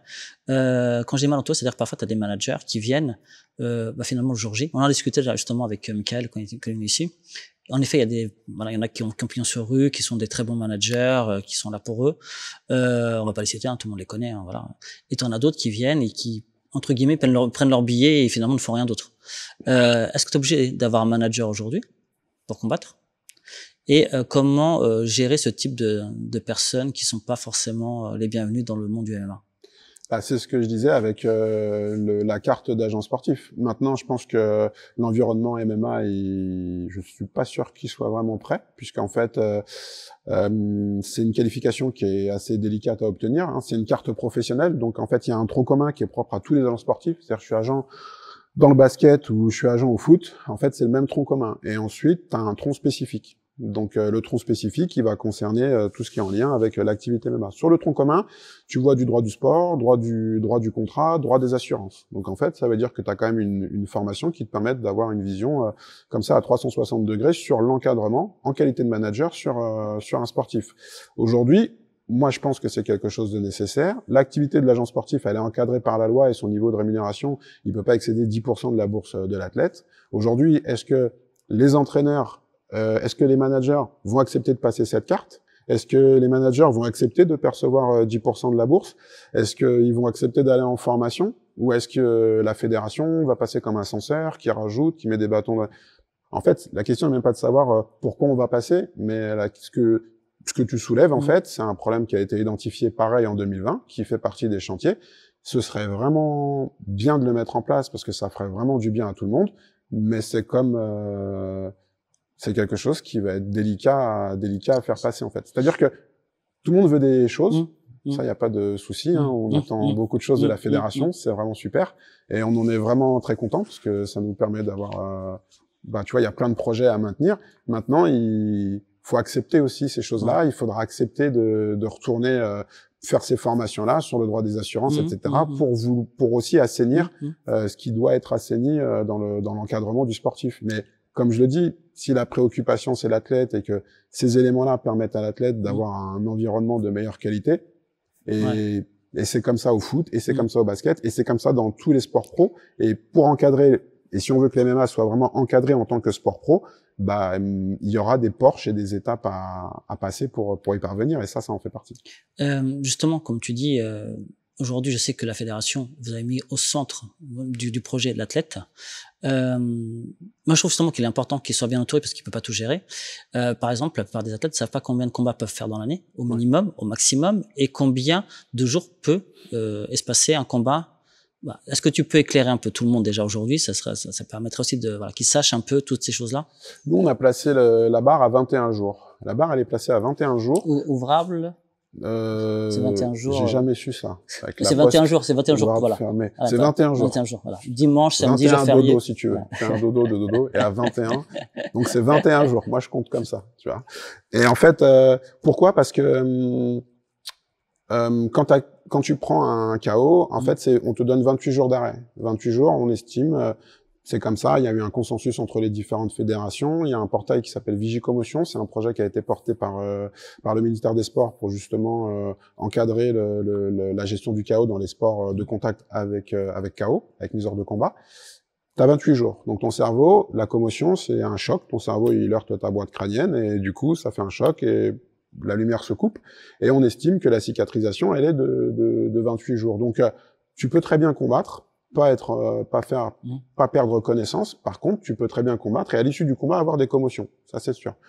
Tu peux avoir de la survenue de commotion, mais tu as de la commotion sans perte de conscience. Donc, le fait de poser ces 21 jours, c'est pour permettre, suite aux commotions supposées, que tu puisses, entre guillemets, récupérer. Maintenant, tu me dis, ouais, mais j'ai gagné au premier round. C'est possible. Mais peut-être qu'au premier round, tu as pris au moins une ou deux percus et que sur ces deux percus, tu as fait une commotion. Tu te dis, bon, je suis pas tombé, mais en tout cas, ça fait un choc. Donc, c'est pour ça que ça a été placé à 21 jours. Après, on a quand même des clubs qui sont expérimentés aussi. On a quand même des entraîneurs qui sont expérimentés. On n'assiste pas aujourd'hui à des gens qui combattraient à des fréquences vraiment trop répétées. On a une vraie observation de ça. C'est le bureau technique des officiels, le BTO, qui est aussi en charge de ça, de regarder le dernier combat, comment il s'est passé, à quelle date il s'est passé. Et on mène avec le docteur Jean-Marc Sen et le BTO ce qu'on appelle une étude longitudinale, c'est-à-dire qu'on observe la pratique du MMA dans le temps et les habitudes et les comportements pour pouvoir justement ensuite proposer des préconisations. Et cette observation, elle est aussi importante parce que c'est ce qui va nous permettre de rassurer les assureurs, comme on le disait. C'est-à-dire que si on dit, notre traumatologie, c'est ça, sur l'amateur et sur le pro. Le nombre d'accidents, d'incidents et de blessures qu'on a eu, c'est ça. bah ça va faire en sorte que aussi au niveau de l'assurance, on paiera moins cher, puisque là on est considéré comme jeune conducteur dans une voiture qui va très vite, et finalement ils vont se rendre compte que non, on a des coûts, on n'est pas jeune conducteur parce qu'on a de l'historique en France et de l'encadrement de pratique qui est déjà très très développé et de très bonne qualité, et que finalement l'activité elle est pas si traumatologique que ça au regard d'autres activités de contact comme pourrait l'être le rugby par exemple. Concernant justement la sécurité de l'athlète lors des combats, on a vu récemment des coquilles qui pètent en plein combat. On a vu aussi des combattantes qui n'avaient pas de coquilles qui protégeaient les parties génitales. Est-ce que ça c'est normal de pas avoir une protection pour les filles? Et est-ce que c'est normal aussi d'avoir une coquille qui pète? Est-ce qu'il n'y a pas une réglementation concernant justement les protections pour les athlètes? Alors il y a une réglementation, elle est dans le code sportif. Le protège-dents, il y a même la norme AFNOR pour les plus sensibles d'entre nous. Donc pour la pratique féminine, ce qui est proposé, c'est ce qui se fait à l'international. On n'est pas plus royaliste que le roi, et donc on propose ce qui est fait à l'international. La qualité des coquilles, pour l'instant, nous, on vérifie systématiquement que l'athlète, il possède sa coquille. Il y a une vérification qui est faite par l'officiel. Après, la qualité du matériel, là, par contre, tu vois, c'est pas de notre ressort. On vérifie la présence du matériel. Maintenant, tu vois, on n'effectue pas de tests plus que ça, mais ça fait partie, en tout cas, des éléments qui sont vérifiés systématiquement par les officiels avant d'aller sur l'aire de pénétrer sur l'aire de combat. D'accord. Et la protection des filles, c'est elle qui choisit. C'est comme il est écrit dans le code sportif. Si elle veut mettre une protection, elle peut le faire. Si elle choisit de ne pas mettre de protection, elle peut aussi ne pas le faire. D'accord. Cette donnée-là, on l'avait pas. D'accord. Donc c'est la combattante qui décide de mettre ou pas. D'accord. Donc pour ma question qui va suivre, voilà, va poser peut-être un peu plus de problèmes. On sait que pour les professionnels, il y a une pesée la veille. D'accord? Ils pèsent. C'est limite un peu de la triche. Tu te pèses, tu as 10 kilos de moins que lorsque tu vas combattre. On te dit, ouais, t'es en moins de 60, en moins de 80, et finalement, t'as 15 kilos de plus, ou 10 kilos de plus, ou 8 kilos de plus. Tu fais un rebond. Parfois, voilà, c'est ça. Parfois, d'ailleurs, t'en as l'autre qui est vraiment au poids. Et donc, on le voit physiquement, voilà, lors des combats, on voit vraiment une différence. Est-ce que c'est normal? Est-ce que tu trouves ça juste, éthiquement? Pas sportivement, mais éthiquement. Et l'autre question, c'est, on sait que la déshydratation peut poser des problèmes pour la santé. Porosité justement pour les os, des problèmes en termes de température corporelle, en termes de cerveau, pour les reins, etc., etc. Est-ce que c'est une bonne chose ou pas de le maintenir finalement, en tout cas en France, ce type de choses? Alors, on a une vraie réflexion sur le cutting et comment justement on pourrait travailler sur le cutting. Maintenant, si tu veux, l'activité MMA, il faut savoir que il y a d'un bord tout le volet sportif et de l'autre bord il y a tout le volet événementiel. Et donc l'agilité du projet là, c'est de tirer ni trop d'un côté et finalement on fait la pesée 1 heure avant de combattre, ni trop de l'autre côté où finalement on fait la pesée beaucoup trop tôt avant le combat et ça entraîne des dérives. Donc il faut qu'on arrive à avoir quelque chose dans son juste milieu. Et on a aussi le fait que, par exemple, l'UFC mène des études transversales justement sur le cutting et ses répercussions, donc les grosses organisations sont concernées. Aujourd'hui, la question que je pose, si on impose dans le code sportif une pesée le matin du combat, est-ce que, d'après vous, le KSW, le PFL, le ONE, le Bellator et l'UFC vont venir en France pour contribuer au développement de la pratique MMA? Du coup, je vous laisse réfléchir là-dessus. Mais je pense que ça va être très compliqué. On peut faire des choses, on peut amener à des réflexions, mais on doit préserver l'existant. On peut pas mettre en péril le projet. On peut essayer d'alimenter des réflexions, mais on est quand même tenu par certaines choses qui font que c'est aussi l'activité MMA. Et Oui, par exemple, tu vois, au ONE, t'as pas le droit de te déshydrater plus qu'un certain seuil. Et d'ailleurs, l'athlète, pendant l'année, a des contrôles, alors même qu'ils sont pas en période de combat. D'accord. Mais après, tu avais l'UFC aussi qui avait imposé un pourcentage. Quand tu ramènes ce pourcentage sur la masse corporelle de l'athlète, ça fait quand même un pourcentage qui est assez conséquent. Et tu vois, derrière, il y a toute une économie. C'est-à-dire qu'il y a une économie pour l'athlète. Quand je dis une économie, c'est que c'est comme on le disait, c'est son outil de travail. Donc, cette gestion de son outil de travail, elle est très, très fine, en fait. Et le fait de prendre ce combat ou de pas le prendre, il y a des grosses répercussions. Les enjeux qu'il y a derrière, ils sont très importants. Et c'est pour ça que c'est un équilibre qui est très fragile, sur lesquels on a une réflexion, on n'est pas du tout aveugle par rapport à ça, mais on peut pas arriver avec nos gros sabots et dire tout le monde se pèse samedi matin, et puis c'est comme ça. Tu me parles de peser, tu me donnes justement la transition pour la question d'après, celle du médecin. Donc on sait qu'il y a un médecin qui est forcément là. Oui. Je sais qu'il y en a deux même, et certaines orgas disent qu'un suffirait largement, vu que lorsqu'il y a un vrai accident, un vrai trauma, de toute façon ce sont les pompiers ou le SAMU qui viennent et qui prennent le relais. Donc j'ai envie de te demander, c'est quoi le rôle du médecin concrètement, et pourquoi en avoir deux? Alors, il faut se re-questionner sur l'activité MMA. Et l'activité MMA, c'est un sport de contact avec mise hors de combat. Donc en fait, c'est intéressant, mais tout le monde dit oui, on joue pas à la boxe, on joue pas au MMA. Et c'est vrai, on joue pas à la boxe, on joue pas au MMA. Ça veut dire que on peut avoir des choses qui sont sur des mises hors de combat. La mise hors de combat, c'est quelque chose d'assez particulier, on vient de le dire, c'est un ébranlement cérébral, donc c'est pas rien, ça peut avoir des répercussions assez lourdes. On a des décès, il y a des gens qui décèdent suite à un KO. C'est déjà arrivé, c'est même arrivé sur des compétitions amateurs en boxe sur un championnat du monde il y a quelques années, sur un junior. Du coup, ça fait vraiment réfléchir et il faut être vigilant là-dessus. L'athlète au cœur du dispositif, protection de l'athlète. Ça peut engendrer des frais supplémentaires pour l'organisateur, mais c'est protection de l'athlète.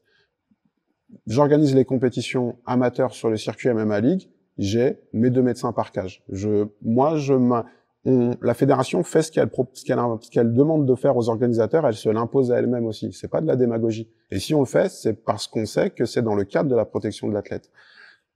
Admettons que tu as un incident. Ton athlète, il fait sa mise hors de combat. Il est inconscient, on va le sortir, on va le mettre sur une civière et on va appeler les pompiers. Donc ça veut dire qu'on a quelqu'un qui est dans cet état-là jusqu'à ce que les pompiers arrivent. Les pompiers vont arriver en combien de temps? 5 minutes, 10 minutes, 15 minutes, 20 minutes? Tu sais pas. Ça veut dire que on sait bien que quand tu restes dans une situation comme ça et que t'as personne pour te réanimer à côté ou pour prendre soin de la personne qui est inconsciente, on peut se retrouver avec des lésions neurologiques à vie qui sont très très graves. Donc oui, il y a un autre médecin qui est sur le côté, qui va prendre en charge la personne qui est inconsciente et qui va lui prodiguer les soins qui sont adaptés au fait qu'elle soit dans cet état-là. L'événement, il continue, il n'est pas pénalisé, et du coup, tu as une personne qui va intervenir là-dessus. Sur un dispositif comme l'UFC, on avait un médecin qui était un médecin réanimateur, donc qui lui, en outre, est spécialisé pour intervenir sur ce genre de choses, et on a aussi une équipe de secouristes. Mais les secouristes t'as pas forcément des médecins dans les secouristes. Les secouristes, c'est les premiers secours. Ils vont pouvoir préparer les choses et te mettre en condition. Et les pompiers, on fait les événements le samedi soir en plein cœur de Paris ou en région parisienne, ils vont pas arriver en 5 minutes, sauf si tu es à côté d'une caserne. C'est très compliqué. Donc ça fait beaucoup de zones d'ombre. Certes, ça nous est jamais arrivé en France, certes, etc. Mais en fait, c'est ça l'accident, c'est qu'il survient quand on s'y attend pas. Et le MMA est aussi dans une période probatoire et il faut être vigilant par rapport à ça. Il y a un pays en Europe où c'est arrivé, sur une manifestation de sport de combat, un jeune, il prend son KO, il est pas bien, nausée, etc. Donc suspicion de commotion. Il est décédé dans la nuit. Le gouvernement, il a dit, OK, les sports de contact, c'est fini.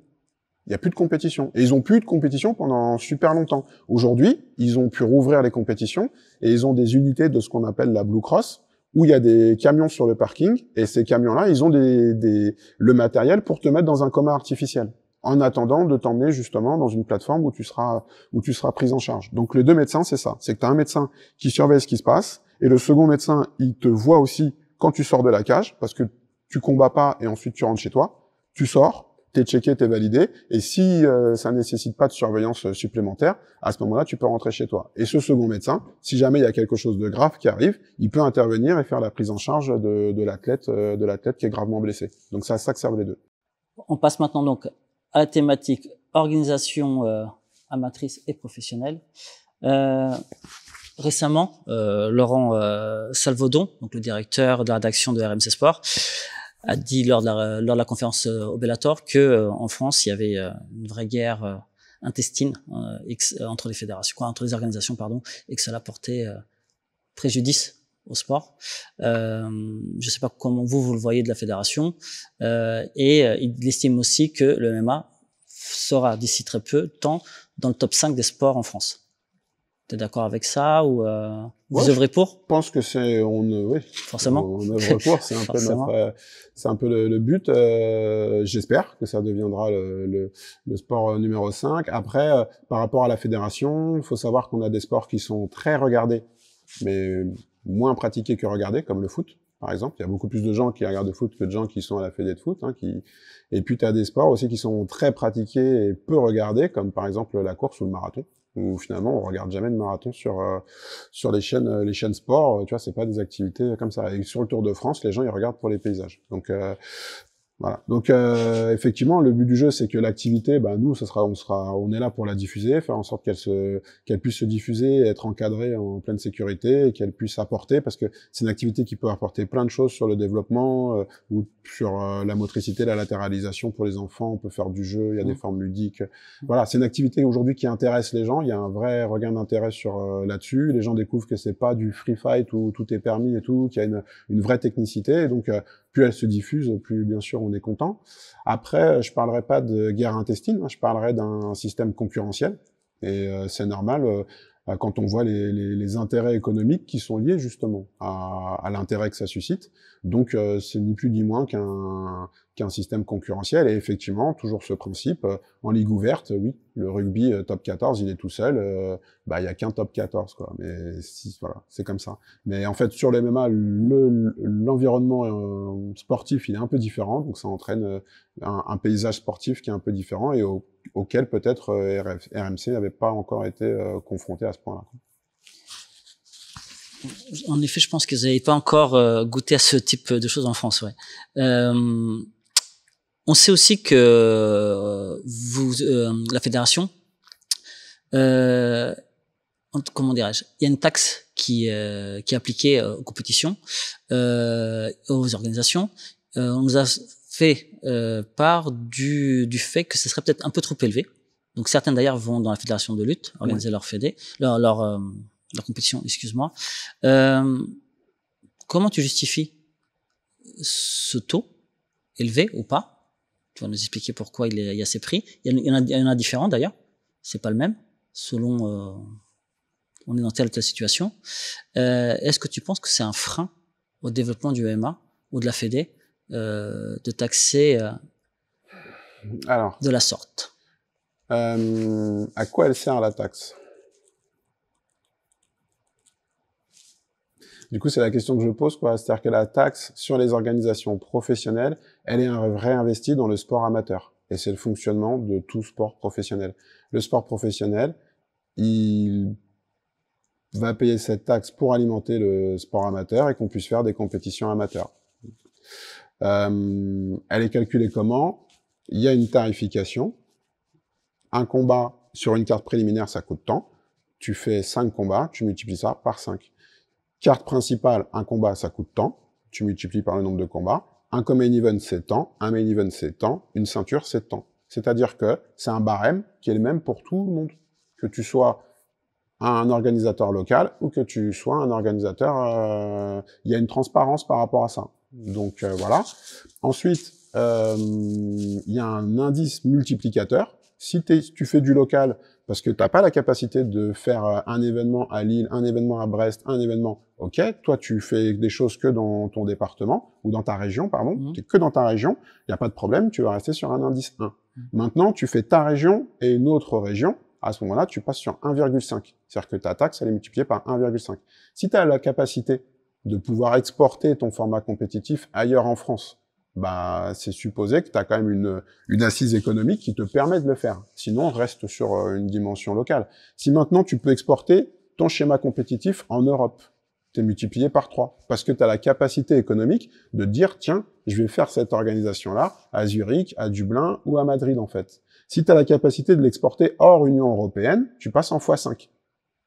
Du coup, c'est la même grille pour tout le monde, mais suivant ton envergure et ton assise économique, c'est différent. Par exemple, là, pour être concret, on va dire que Ares, il est en 1, parce qu'ils ont pas bougé pour l'instant. Voilà. MMAGP, qui a déjà bougé en France, c'est un 1,5. Là, c'est le fait en Europe, donc en Suisse, il sera à 3. Ouais.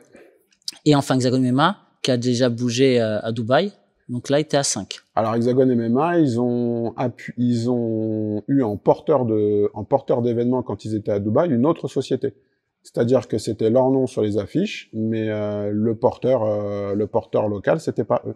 D'accord. Donc ils n'ont pas payé de taxes vis-à-vis de vous. Ils ont pas, en tout cas, ils sont pas considérés comme mondial de ce fait-là en fait. D'accord, ok. Oui, c'est vrai que le premier arrêt, c'est vrai que c'était pas en Europe. Mais à l'époque, on n'existait pas. Voilà, vous n'existez pas à ce moment-là. C'est pour ça que ça n'a pas été taxé. Très bonne remarque de Juji. Mais il existe aussi une tarification aussi pour les organisateurs de combats amateurs. Oui. On m'a dit, alors je ne sais pas, très honnêtement, que c'est exactement le même prix que pour les pros. Ouais, on est aussi sur une réflexion là-dessus pour proposer des choses qui soient plus adaptées pour les amateurs. Il fallait mettre en place ce circuit amateur parce qu'il y avait une forte demande. Il a été mis en place avec ce système de tarification. Donc ça répond à la demande de terrain de pouvoir proposer des combats amateurs.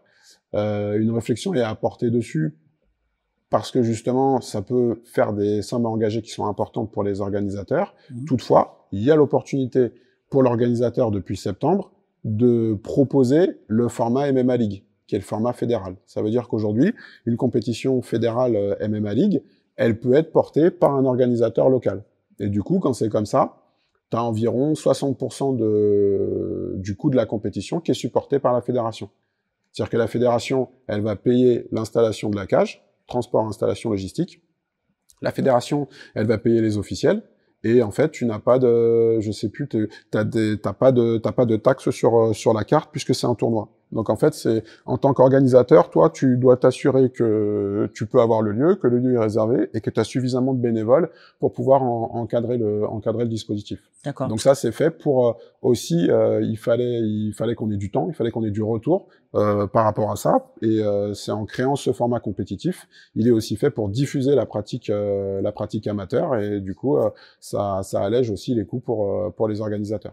Parce que justement, t'as Buldo JJB, donc l'organisateur de Game of Cage, qui pose justement cette question-là. Pourquoi les historiques passent par une autre fédération, donc par la fédération de lutte, parce qu'elle est, je suppose, moins chère. Oui. Et il demandait aussi pourquoi il y a une différence de prix justement concernant les événements organisés par la MMA League et les indépendants. Est-ce que c'est pas une concurrence déloyale justement qu'il y ait ces deux tarifications différentes? Bah déloyale, je sais pas.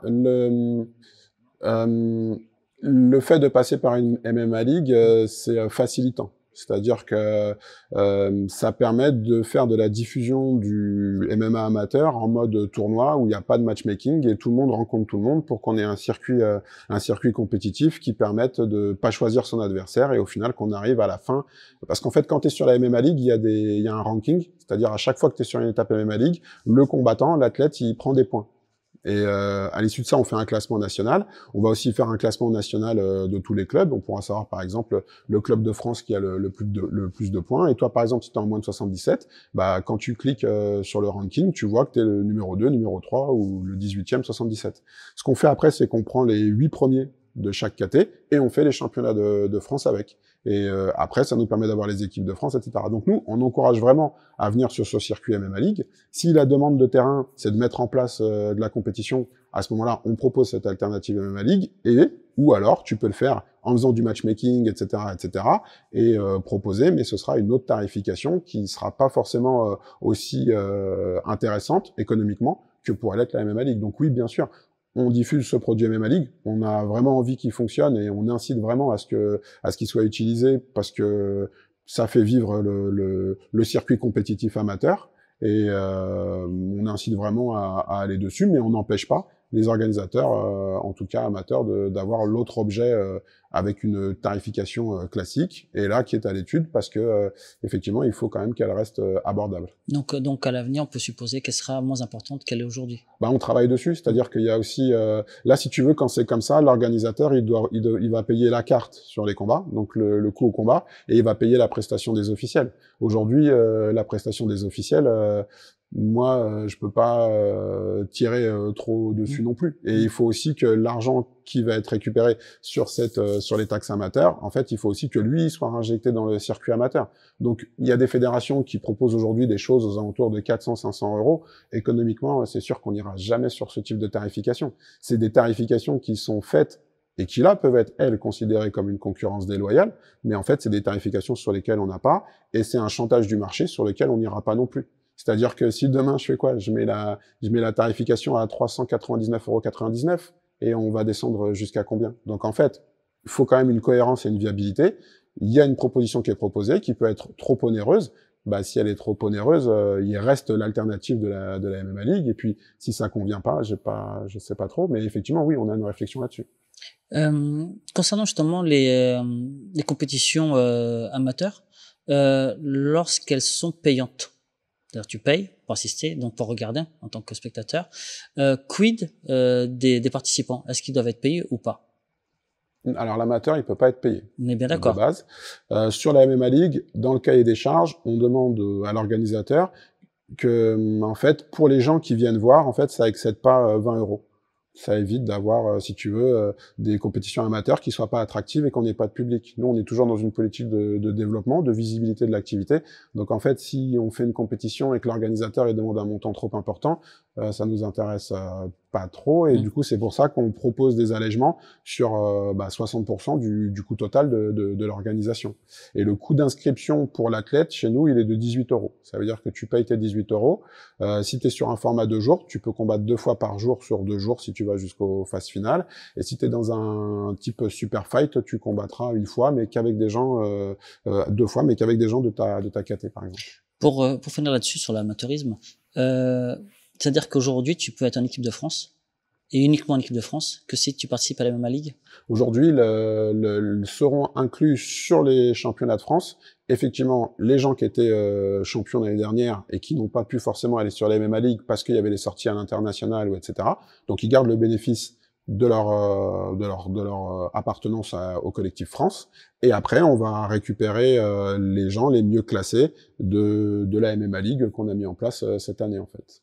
D'accord. Donc là, c'est pareil, je pense qu'en termes de communication, je sais pas si le message est forcément bien passé, c'est pas un souci, c'est la première saison, et du coup, il faut que les gens voient, que les gens comprennent, qu'ils voient les rankings, que tout ça se mette en place, hein, c'est pas instantané non plus. Comme on l'a dit, on n'est pas non plus une force de frappe super importante sur la communication.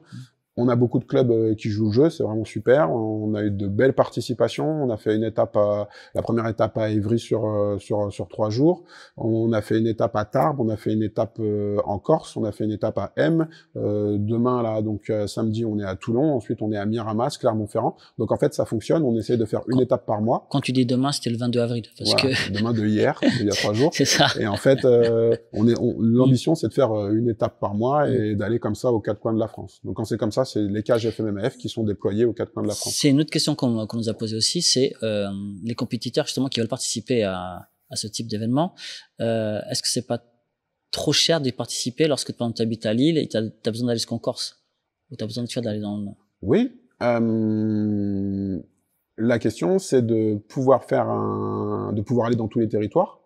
Est-ce que c'est pas trop cher pour celui qui habite en Corse? Si jamais on met toutes les étapes en région parisienne, en fait, quoi qu'il en soit, il y a beaucoup de systèmes. Quand tu fais du judo et que tu es en première div, ou quand tu joues au basket, tu joues pas que en Seine-et-Marne. Donc, est-ce que le club il peut participer? Est-ce que c'est une économie qui peut être mise en place avec les clubs pour payer les déplacements des athlètes? On a vraiment des athlètes. L'ambition, c'est ça. C'est-à-dire que l'ambition, au bout du bout, c'est d'avoir un athlète amateur qui a fait beaucoup de combats, comme on l'a dit depuis le début, pour avoir un athlète qui soit expérimenté et que ce soit assez facile, plus facile pour lui, en tout cas, sur la scène internationale. Pour avoir beaucoup de combats, il faut qu'il gagne beaucoup de points. Et en fait, c'est super de se dire que tu as des types qui se disent « bah là, je suis 5e au classement, j'ai vraiment envie d'aller sur les championnats de France. Bah du coup, je vois avec le club, etc. Le club, il croit en toi aussi. Et du coup, tout le monde s'arrange et ton athlète, il peut aller comme ça faire une compétition à Tours, etc. » La Corse, il fallait le faire. On est tout à fait conscient mais c'est un territoire qui est aussi un peu isolé par sa situation géographique. Fred Boisjol est vraiment moteur là-dessus. Il y avait vraiment une vraie demande. Il fallait aussi qu'on puisse faire combattre les gens de Corse et pas tout faire systématiquement. On en a fait une en Corse, et là on en fait une à Miramas, qui est de l'autre côté de la Méditerranée. C'est pas comme si l'étape de Corse était la seule étape du Sud. Mais il fallait en faire une pour la Corse. On a la même problématique avec les territoires isolés. Je parle avec Cédric Certenay de l'île de la Réunion pour monter une MMA League à la Réunion, parce qu'il y a un gros foyer de combattants là-bas. Et après, côté océan Atlantique, la réflexion est ouverte dès qu'on aura aussi des clubs qui se manifestent sur proposer de la MMA League justement dans les Caraïbes. On parle justement de l'équipe de France de MMA amateur. On a vu que les filles ont performé dernièrement en compétition européenne. Donc, on vient justement à cette fameuse thématique de la place de la femme dans le MMA. Je sais que tu n'as peut-être pas le nombre exact, mais grosso modo, un petit pourcentage, pour avoir une petite idée, de combien de femmes athlètes, combattantes, coachs, arbitres, voire dirigeantes. Tu connais un peu le pourcentage, un peu. Est-ce qu'il y en a déjà comme dirigeantes? Oui, on en a. On a une représentation qui est en dessous des 10%.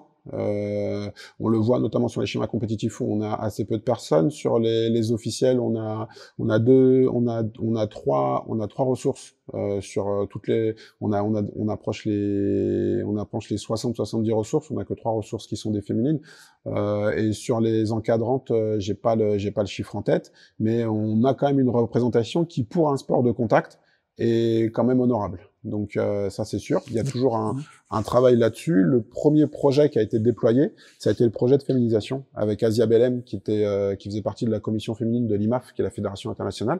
Et du coup, on a mis en place ce projet de féminisation, et ce projet, il est comme ça alimenté par d'autres ressources. Donc là en ce moment, on a par exemple Mathilde Aschenbrenner qui est en licence à GOAPS, boxe MMA, et son projet de licence à GOAPS, c'est justement une action sur le MMA au féminin, et donc ce projet-là, il continue de vivre avec la création d'actions et d'éléments en vue de développer la pratique du MMA féminin. Il y a, je ne sais pas si tu connais Jihen Abdelila. Oui. Elle nous a aidé à faire cette rubrique, cette thématique. Elle nous a envoyé pas mal de questions intéressantes. Donc je vais essayer de faire un peu son messager. D'ailleurs, elle est prête à discuter avec toi. Je sais pas si vous avez l'occasion, mais voilà. Je transmets le message. Donc, je vais essayer de lire un peu ce qu'elle nous a envoyé. Alors, quelles sont les actions que les instances du MMA français ont mis en place pour favoriser la féminisation du sport?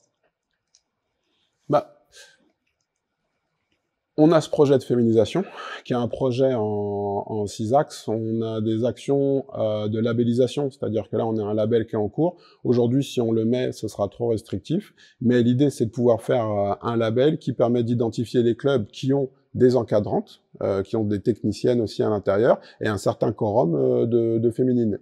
Ces labels, on aura un label pour le féminin, un label pour l'encadrement avec les enfants, pour un MMA Kids, on va dire, et puis on aura un label aussi pour le compétitif. Et en fait, en fonction des qualifications que tu as dans ta structure et du quorum, du nombre de personnes que tu as qui correspondent à cette cible, tu obtiens ce label. L'idée, c'est d'avoir les labels comme un peu le guide du routard sur ta devanture de salle, de l'avoir d'une saison à l'autre, c'est-à-dire que si jamais ton athlète, enfin ton entraîneur féminine, il s'en va, du coup, tu peux aussi perdre ton label. Donc l'idée pour toi, c'est qu'elle reste dans ta structure, qu'elle se sente bien dans ta structure, qu'elle ait envie de développer ta structure, que tu puisses ramener, que ça fonctionne comme ça, et que sur le site, il est prêt déjà à recevoir ça dès qu'on aura un nombre de pratiquants plus important, mais que sur le site, moi par exemple, je suis concerné par le fait de faire d'être dans un club qui a ce label, à ce moment-là, qu'il puisse y avoir un filtre, et que ce filtre te permette toi de se dire, là, dans cette structure-là, il y a une orientation qui est faite. Donc ça, que tu puisses y aller. Il y a une charte qui a été rédigée par Asia Belem, justement, sur le club qui voudra avoir ce label, il devra avoir signé cette charte. Et cette charte, elle consiste à définir comment doit être encadré, quelles sont les mesures à prendre pour accueillir aussi un public féminin dans sa structure. Dans le projet de féminisation, il y a aussi l'incitation qu'on pourrait faire au niveau des organisateurs pour qu'ils puissent proposer des combats féminins. Et nous, on a de la promotion à faire aussi sur justement les qualifications en accueillant des techniciennes qui viennent rejoindre, tu vois, aussi bien les évaluateurs et donc maintenant évaluatrices de grade que même les encadrants.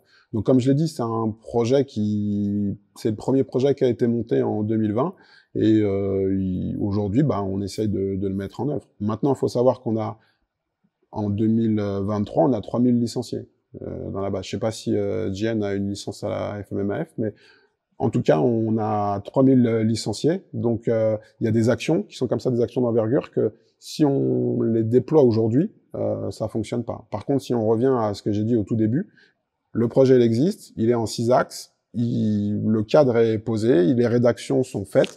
Pour 2025, on n'aura pas de problème à expliquer de quelle manière on encadre l'activité MMA. Et quand je dis que c'est aussi de la confluence comme ça, rejoindre le mouvement pour qu'il s'étoffe et que ces éléments-là, ils deviennent pertinents, là, ça fonctionne. Si aujourd'hui, je devais lancer un label, ce club-là, c'est un club qui peut accueillir du MMA féminin, ce serait très compliqué. Parce que j'ai pas suffisamment de représentation de terrain et ça serait même, tu vois, ce serait contre-productif. Et aujourd'hui, on vit dans une société qui a évolué. La place de la femme est plus importante. MeToo est passé par là, oui, bien entendu. Et Jeanne, justement, la question qu'elle te pose directement, c'est quelles sont les actions qui sont menées par la Fédé pour lutter contre les violences sexistes et sexuelles dans le MMA, concrètement, est-ce que la Fédé aujourd'hui arrive à œuvrer? Donc je sais pas si JN a passé son brevet fédéral 2, mais en tout cas, dans le brevet fédéral 2, il y a toute une partie sur les violences sexistes et sexuelles, et il t'est évalué là-dessus. Et il faut 80% de bonnes réponses pour passer au module suivant. Ça veut dire que tous les gens qui ont un BF2 ont tous passé cet examen, ont tous répondu à plus de 80% pour qu'on puisse leur délivrer le BF2. Aujourd'hui, on m'a reproché de ne pas avoir donné par équivalence les diplômes. Ah, ça fait je sais pas combien de temps que je suis dans la MMA, j'ai pignon sur rue et tout, et c'était pas une injure, c'était pas une insulte, c'était pas une offense. C'était de dire, on repart de zéro, la feuille est blanche, on repasse tous par le portail, c'est une formation en ligne que tu peux faire chez toi, etc. Mais par contre, les jalons, ils sont ceux-là, et tout le monde y sera passé. Et aujourd'hui, j'ai aucun BF2 qui peut dire je savais pas. Et j'ai la même chose sur la commotion, parce que la commotion, c'est un des chapitres, et donc, quand tu es responsable d'un athlète qui combat, tu peux pas dire, je savais pas ce qu'était la commotion, finalement, je découvre. J'ai un module sur le dopage. Je savais pas que ça, c'était parmi les produits dopants. On t'explique ce qu'est un produit dopant, on te donne des sites, des références, il y a des podcasts, il y a des vidéos, tu es alimenté là-dessus dans ton encadrement. Et sur les violences sexistes et sexuelles, c'est la même chose. Et tu pourras pas dire, je savais pas. Il y a les numéros de téléphone, il y a les gestes, il y a tout est écrit dedans. Donc c'est pour ça que je dis que c'est des choses qui font partie de la préoccupation fédérale et ça fait partie des actions d'encadrement et des actions de formation. Donc toujours Jeanne, donc elle a vu donc dans un podcast deux coachs qui discutaient et qui expliquaient qu'il était compliqué pour eux d'emmener des femmes en compétition, des coachs femmes, pour être précis, surtout si elles sont, je voulais guillemets, bonnes au sens sexuel du terme. Je continue donc. Je pense que c'est dans le même podcast où un autre entraîneur ou le même entraîneur aurait dit que les règles, donc les menstruations chez les femmes, étaient un vrai problème parce que ça les rendait schizophrènes, voire bipolaires au moment de leur menstruation. Il n'y a pas de question directe. Je subodore que justement où elle voulait en venir, c'était que qu'est-ce qu'on fait concrètement lorsque ce type de propos vous sont rapportés. Est-ce que vous allez dire un petit mot au coach ou est-ce que ou pas? Je sais pas quelle relation vous avez à ce moment-là en tant qu'officiel par rapport à... La relation, elle est simple, elle est au regard de la loi, de ce que l'on peut qualifier dans le terme de l'injure et de l'offense. Donc en fait, c'est très clairement défini par les textes de loi. Quand un coach titulaire d'une formation délivrée par la fédération dans laquelle il a pris une licence, à ce moment-là, effectivement, en tant que fédération, on se doit d'intervenir et de faire un rappel justement sur la déontologie qui encadre la pratique du coach. Aujourd'hui, il faut savoir que la FMMAF n'est pas le MMA. Parce que tout le MMA ne s'identifie pas dans la FMMAF. Donc, demander à la FMMAF de rendre des comptes sur le MMA dans ce cadre-là, Moi, c'est pas dans nos prérogatives. Aujourd'hui, on ne régule que les gens qui sont affiliés, licenciés chez nous. C'est bien dommage. On aimerait bien que, justement, tout le monde se sente un petit peu concerné. Mais, on n'a pas, en tant que fédération, aujourd'hui, on peut pas agir sur ce que dit un tel ou un tel sur les podcasts et sur son positionnement et son rapport par rapport à ça. Nous, ce qu'on sait, c'est que si ça se passe pour des gens qui sont licenciés et qui ont été formés par nous et qui sont dans le giron fédéral, à ce moment-là, bah oui, on peut leur adresser un courrier et c'est des choses qui ont déjà été faites pour faire un rappel justement sur la conduite à tenir en tant qu'encadrant. Par contre, je pense que notre pouvoir, il s'arrête à là.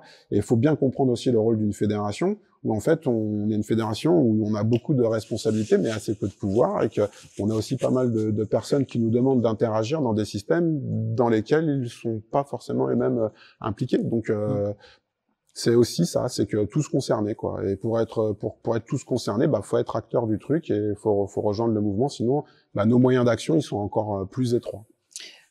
Une dernière question concernant les femmes, et pas des moindres d'ailleurs, c'est la plus intéressante à mon sens, même si les autres étaient intéressantes, hein, mais celle-ci je trouve que si elle se met en œuvre, ça réglerait peut-être les autres problèmes qu'on a cités avant.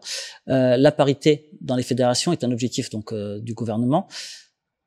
Et on sait que Paris devra obligatoirement les appliquer en 2028.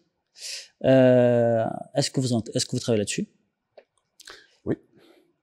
Quels sont les objectifs?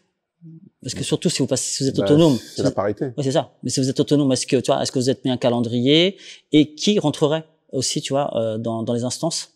Parce que si aujourd'hui les femmes sont sous-représentées, on peut pas mettre n'importe qui. C'est-à-dire qu'on peut pas mettre la première venue, entre guillemets, comme le premier venu d'ailleurs, hein, bien évidemment. Mais s'il y a moins de femmes qui sont représentées aujourd'hui dans le MMA, comment réussir à atteindre cette parité?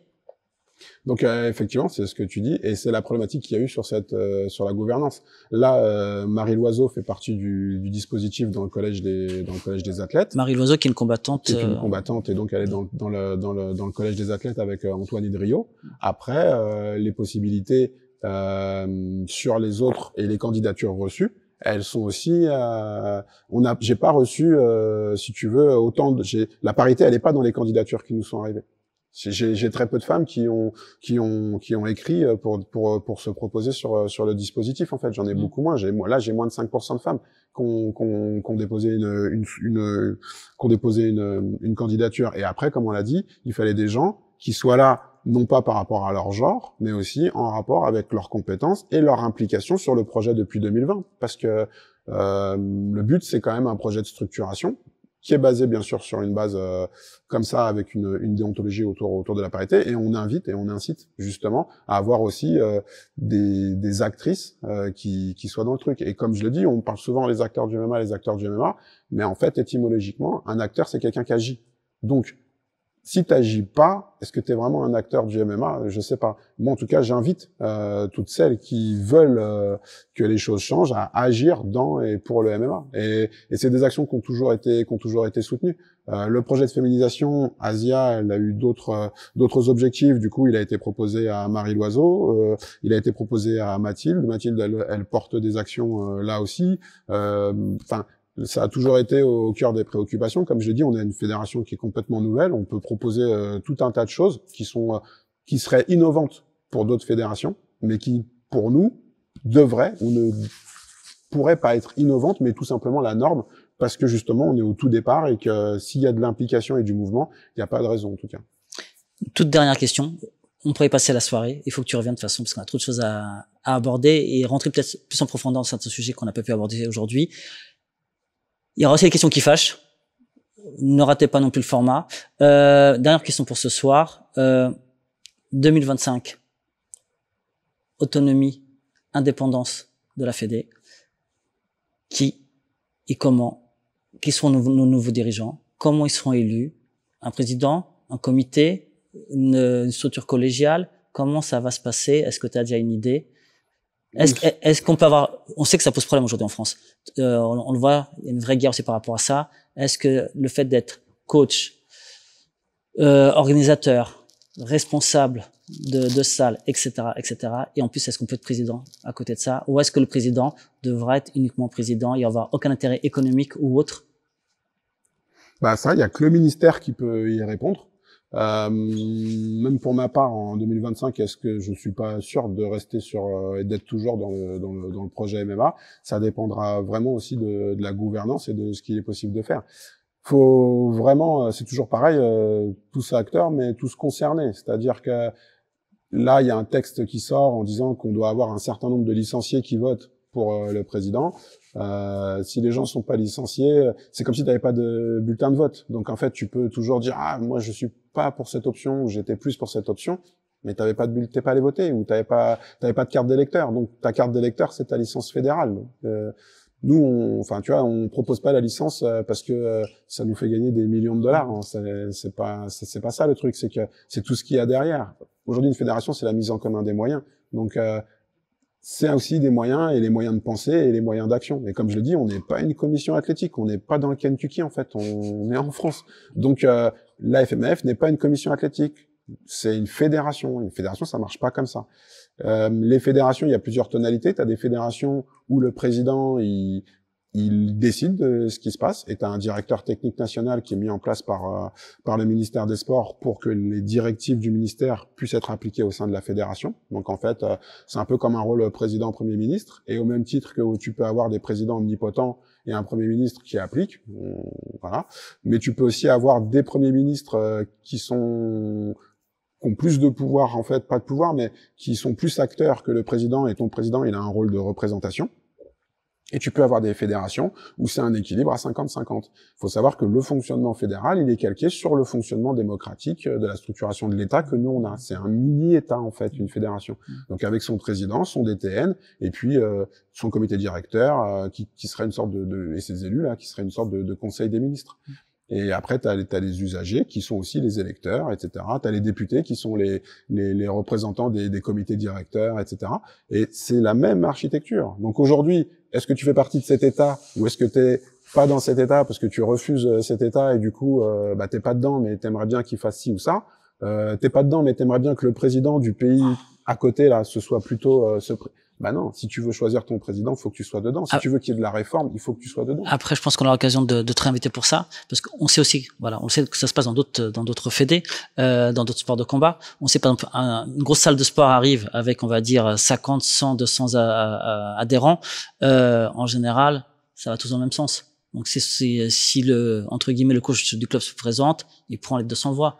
Donc, et c'est la tonalité politique qui échappe à beaucoup de gens sur le MMA. C'est-à-dire aujourd'hui, c'est quoi développer le MMA en France? C'est pas que faire de la compétition. Il y a des trucs comme on l'a vu là, j'espère en tout cas, avec la formation, les projets de formation, les questions d'actualité. Merci beaucoup d'ailleurs. La féminisation. De rien, moi je suis toujours content d'échanger là-dessus. Et justement cette balance politique, et elle est pas négligeable. Elle est pas négligeable. Et effectivement, les usagers, les pratiquants du MMA, il faut qu'ils se sentent concernés par la fédération, puisque c'est aussi le président qui donnera la tonalité des actions qui arriveront après 2025. Si je résume de façon, en vulgarisant énormément tes propos, c'est-à-dire qu'aujourd'hui, si tu veux faire avancer le MMA, il faut adhérer, payer ta cotisation, que le club adhère aussi. Parce que tu peux faire du MMA sans forcément être licencié.